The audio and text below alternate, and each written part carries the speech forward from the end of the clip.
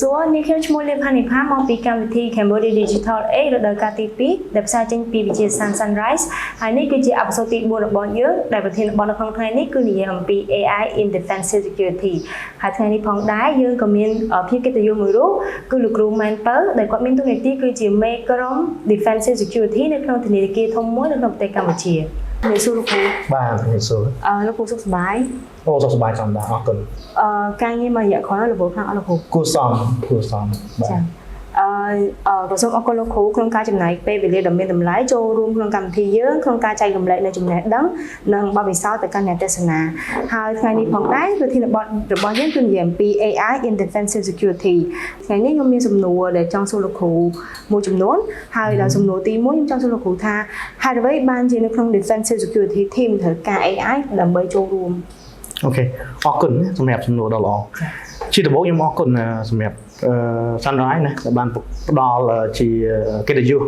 ក្នុងការចែករំលែកទៅលើ topic AI in defenses បើយើងក៏លេចមកមើល AI ខ្ញុំគិតថា AI វាជា topic មួយដែលសំខាន់ចាំបាច់ដែលគ្រប់ទាំងអស់គ្នាគឺត្រូវតែយកចិត្តទុកដាក់ហើយយល់ដឹងហើយរៀនប្រើវាក្នុងគោលដៅដើម្បីទាញប្រយោជន៍ចេញពី AI ខ្ញុំ believe ថាមិនថាអ្នកដែលគាត់ជាម្ចាស់អាជីវកម្មឬក៏គាត់ជា staff ជា employee ឬក៏គាត់ជាអ្នករកស៊ីគាត់អាចប្រើ AI ក្នុងទម្រង់ណាមួយដើម្បី support អាជីវកម្មឬក៏ការងាររបស់គាត់អញ្ចឹងខ្ញុំសូម back to question មូលហេតុអ្វីបាន defenses ត្រូវការ AI បើយើងក៏លេចមើល AI មិនមែនជារឿង topic ថ្មីទេសម្រាប់ប្រទេសយើងឬក៏ពិភពលោកទាំងមូល AI ត្រូវបានប្រើឆ្នាំមកហើយដែលគេបានដាក់បញ្ចូល AI ចូលទៅក្នុង system ធំៗមួយចំនួនដូចជា SIM, HDR ឬក៏ EDR ក្នុងគោលដៅគឺដើម្បីឲ្យ AI មានសមត្ថភាពក្នុងការ detect security attack ឬក៏ប្រភេទពួក sophisticated attack ជាដើម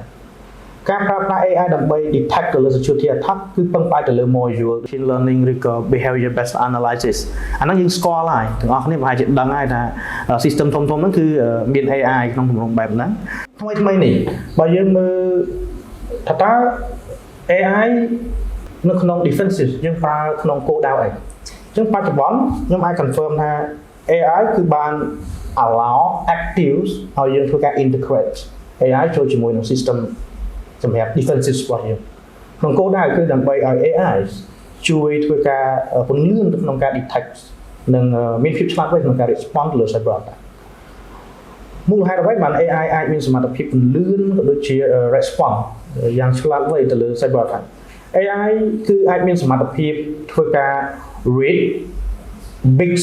loss data នៅក្នុង system របស់យើងហើយ AI អាចធ្វើការ summary ជា security investigation ក្នុងគោលដៅគឺដើម្បី provide ជា overview provide ជា what happened នៅក្នុងស្ថាប័នរបស់យើងហើយ highlight ជា some of attack tactic ប្រសិនបើ often ហ្នឹងគឺ related ជាមួយនឹង cyber attack មិនត្រឹមតែប៉ុណ្ណោះ AI គឺ provide ជា suggestion recommendation និង actionable ដើម្បីឲ្យ security team អាច make decision ដើម្បីឆ្លើយតបទៅលើការវាយប្រហារមិនត្រឹមតែប៉ុណ្ណោះ security team អាចធ្វើការស្នើសុំឬក៏អាចធ្វើការប្រើ AI ក្នុងគោលដៅគឺ build ជា playbook ជា workflow ដើម្បីធ្វើការឆ្លើយតបទៅនឹងការវាយប្រហារភ្លាមៗផ្សេងពីនឹងទៀត in case ប្រសិនបើការប្រើប្រាស់ in case ប្រសិនបើ attack ប្រើប្រាស់ sophisticated attack ដោយពឹងផ្អែកទៅលើ script ឬក៏ទៅលើ tactic technique ណាមួយដែល SOC ពិបាកនៅក្នុងការ understand SOC team ឬក៏ security analysis គាត់អាចប្រើប្រាស់ AI ដើម្បីឲ្យ AI ធ្វើការ translate ឬក៏ explain ពី techniques descript ដែលប្រើប្រាស់by attacker មិនត្រឹមតែប៉ុណ្ណោះ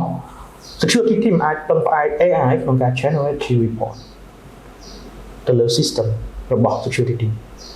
back មកវិញក្រៅពីការ integrate AI ជាមួយនឹង security tool security team អាចប្រើប្រាស់ AI ដោយប្រើប្រាស់ chat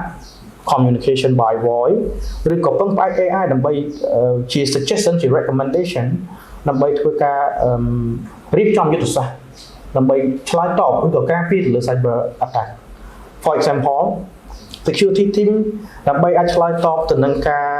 វិប្រហាតនពេលវេលា security team អាចប្រើ concept មួយគឺ proactive មានន័យថា security team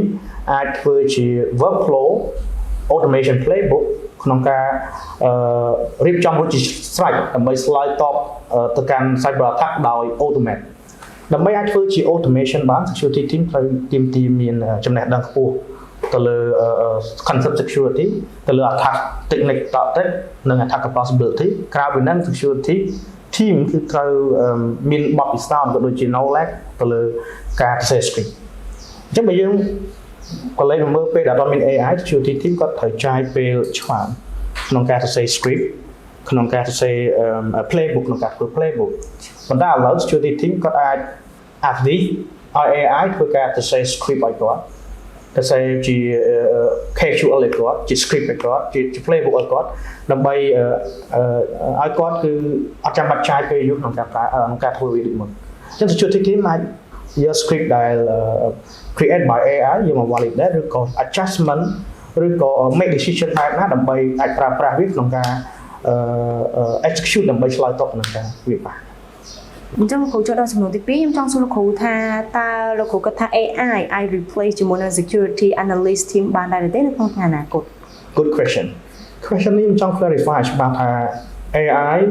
ខ្ញុំអាច confirm say ថា no គឺ AI មិនមែនជាអ្នកមក replace security team ទេនៅក្នុងពេលអនាគតផ្ទុយទៅវិញ AI គឺជាអ្នក assist ជាអ្នក enhance AI ជាអ្វីមួយដែល play role សំខាន់ដើម្បីជួយ security ដើម្បីពន្លឿនក្នុងការ detect និង respond ទៅលើ cyber attack ដោយមានប្រសិទ្ធភាពក្រៅពីនោះ security team បន្ទាប់ពីប្រើ AI ខ្ញុំ believe ថា security team នឹងអាចឈានទៅដល់ការ achieve mean time to detect និង mean time to respond SLA របស់ពួកគាត់អញ្ចឹងលោកគ្រូចូលដល់សំណួរមួយទៀតខ្ញុំចង់សួរលោកគ្រូថាតើ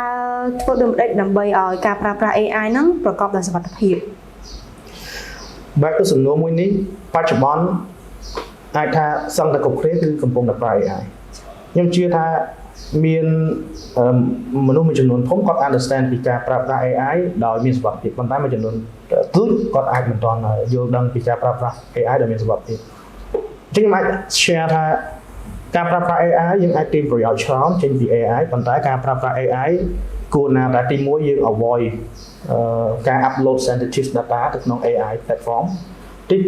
2ប្រសិនបើស្ថាប័នប្រើប្រាស់ AI ដើម្បីជួយពន្លឿនទៅលើផ្នែកប្រតិបត្តិការរបស់ពួកគាត់ខ្ញុំគិតថាស្ថាប័នគួរណាតែគិតគូរ implement AI ជា on premise ដើម្បីងាយស្រួលក្នុងការគ្រប់គ្រងនិង ensure ទៅលើការ protect លើ data in term of ការប្រើប្រាស់ AI ទី3ធំស្ថាប័នគួរណាតែមានជាការ masking data មានន័យថាធ្វើការ mask data ណាដែលជា sensitive មុនពេលស្ថាប័នមួយហ្នឹងឬក៏ employee របស់ពួកគាត់ដូត data ចូលក្នុង AI platform ទី4គឺគួរណាតែមានការ provide training ទៅកាន់ staff ឬក៏ employee ដើម្បីឲ្យពួកគាត់ដឹងពីការប្រើប្រាស់ AI ដែលមានសុវត្ថិភាពដោយឡែកប្រសិនបើគាត់ជា individual ជាបុគ្គលគាត់គួរណាតែអាចរៀនឬក៏អាចព្យាយាមយល់ដឹងពីការប្រើប្រាស់ AI ដែលមានសុវត្ថិភាពខ្ញុំ believe ថាឥឡូវនេះពួកគាត់អាច learn តាម YouTube បានឬក៏គាត់អាចសួរ AI ដោយខ្លួនឯងបានអូខេ in short ខ្ញុំចង់ share ទៅទាំងអស់គ្នាថា AI គឺអត់បាន replace security team ទេប៉ុន្តែផ្ទុយទៅវិញ AI គឺជួយឲ្យ security team ពន្លឿនក្នុងការ detect និងមានភាពឆ្លាតវៃក្នុងការ respond ទៅលើ cyber attack ទាន់ពេលវេលានិងមានប្រសិទ្ធភាពជាចុងក្រោយក៏សូមអរគុណលោកគ្រូម្ដងទៀតដែលបានចំណាយពេលវេលាដ៏មានតម្លៃចូលរួមក្នុងកម្មវិធីរបស់ពួកយើងហើយបើសិនបើមានពាក្យពេចន៍លើសលួសឬខ្វះខាតត្រង់ចំណុចណាសូមមេត្តាខន្តីនិងអភ័យទោសពីកម្មវិធី Cambodia Digital Aid រដូវកាលទី2សូមអរគុណនិងសូមគោរពលា